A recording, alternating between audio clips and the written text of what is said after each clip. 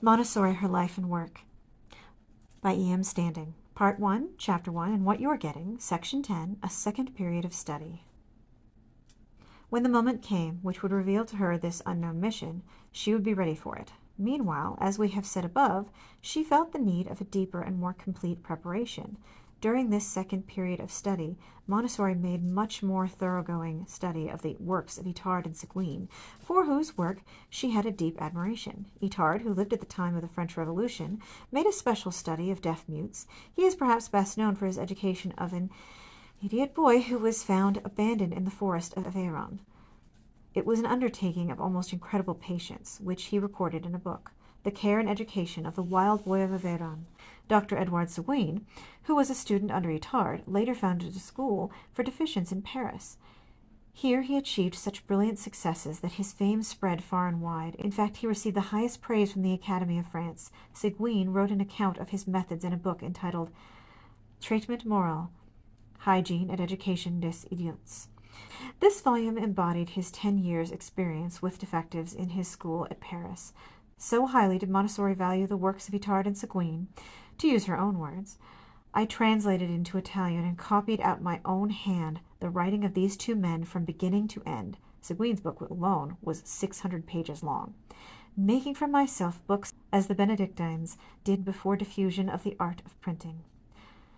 I chose to do this by hand in order that I might have time to weigh the sense of each word and read in truth the spirit of the authors.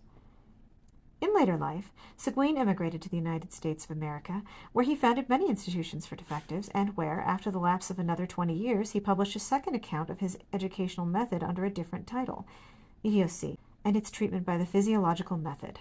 This was published in English in the United States of America in 1866.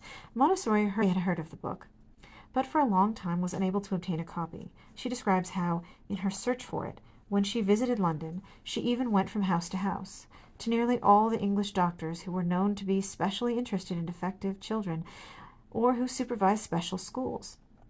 She had just finished translating and copying the 600 pages of Seguin's French volume when a copy of his second book arrived by post. This volume had been found amongst the books discarded from the private library of a New York physician. When the parcel was opened, the book looked so dusty and dirty that Alessandro Montessori insisted on having it disinfected before letting his daughter read it. This new and later volume of Seguin's dealt with the physiology of the experiences prescribed in his previous volume. In it, Seguin put forward the view that his physiological method, which has as its base the individual study of the pupil forming its educational methods upon the analysis of physiological and psychological phenomena, must come also to be applied to normal children, and when this was done, he believed it would lead the way to a complete human regeneration. Reader's notes.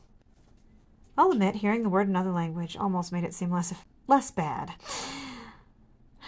And I couldn't help but wonder, as language tends to change based on how we use it, if that word was always meant to be a cruel thing.